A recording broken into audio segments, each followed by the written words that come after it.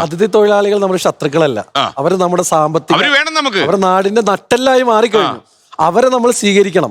പക്ഷെ അതോടൊപ്പം തന്നെ അവർ താമസിക്കുന്ന സ്ഥലങ്ങളിൽ കൃത്യമായ പരിശോധനകൾ വേണം. താമസിക്കുന്ന കെട്ടിട ഉടമകൾ അവരുടെ രേഖകൾ കൃത്യമായിട്ട് സൂക്ഷിക്കണം. പഞ്ചായത്തുകൾ അവർ ചെയ്യേണ്ട ജോലികൾ, കെട്ടിടങ്ങളുമായി ബന്ധപ്പെട്ട അനധികൃത കെട്ടിടങ്ങൾ, അതുപോലെ തന്നെ വേസ്റ്റ് മാനേജ്മെന്റ്, നേരത്തെ സഹോദരിമാർ പറഞ്ഞില്ലേ, അതാ കെട്ടിടത്തിന്റെ ഉടമയുടെ ബാധ്യതയാണ് അവിടുത്തെ വേസ്റ്റുകൾ മാനേജ് ചെയ്യുക എന്നുള്ളത്. അതിലെ സംവിധാനങ്ങൾ ഒരുക്കുന്നില്ലാത്ത കെട്ടിടങ്ങൾക്കെതിരെ ശക്തമായ നടപടികൾ ത്രിതല പഞ്ചായത്തിൽ സ്വീകരിക്കണം.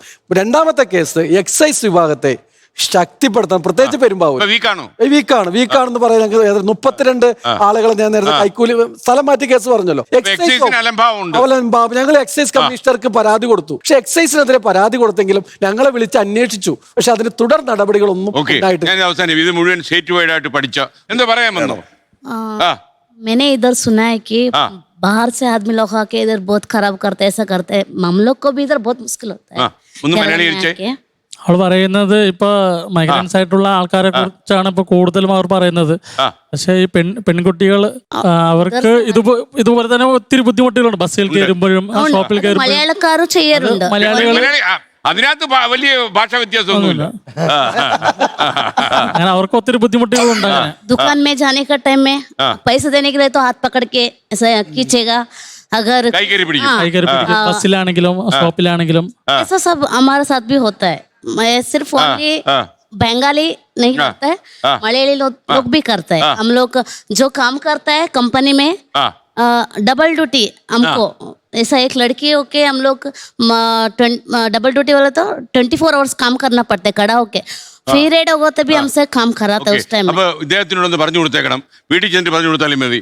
മാധവിക്കുട്ടി ഒരു എളുപ്പ വഴി പറഞ്ഞു, ഇവിടുത്തെ എഴുത്തുകാരിയാ, കയ്യിലൊരു ബ്ലേഡ് കൊണ്ട് കിടക്കണമെന്ന്. പെൺകുട്ടികൾ ഒന്ന് പറഞ്ഞു കൊടുത്തത്. Okay, ready. ഓക്കെ, അങ്ങ് കേരളത്തിലുടനീളമുള്ള അതിഥി തൊഴിലാളികളെ കുറിച്ച് അടുത്ത 10 വർഷത്തിനുള്ളിൽ കേരളത്തിൽ വരുന്ന ഒരു വലിയൊരു മാറ്റം എന്ന് പറയുന്നത് കേരളത്തിന്റെ ഈ കായികമായിട്ടോ മറ്റു രീതിയിൽ സജീവമായിട്ടോ തൊഴിലെടുക്കുന്ന ആളുകളുടെ എണ്ണം അതിഭയങ്കരമായിട്ട് കുറയാൻ പോവുകയാണ്. താങ്കൾ തന്നെ ആദ്യം സൂചിപ്പിച്ച് വളരെ ശരിയാണ്. കാരണം നട്ടല്ലായി മാറുന്ന അവസ്ഥ.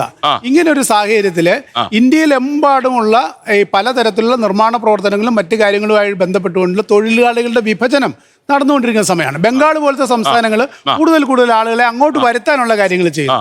ഏത് രീതിയിലാണ് കേരളം പൊതുവിൽ അങ്ങനെ ചിന്തിക്കണമെങ്കിൽ കേരളത്തിന്റെ ഇത്തരത്തിലുള്ള ഒരു ചിന്ത അന്യ സംസ്ഥാന തൊഴിലാളികൾക്ക് ഇവിടെ സുരക്ഷിതത്വ ബോധത്തോടുകൂടി ജീവിക്കാൻ പറ്റുന്നില്ല എന്നുണ്ടെങ്കിൽ അത് ഗുരുതരമായൊരു പ്രശ്നമാണ്.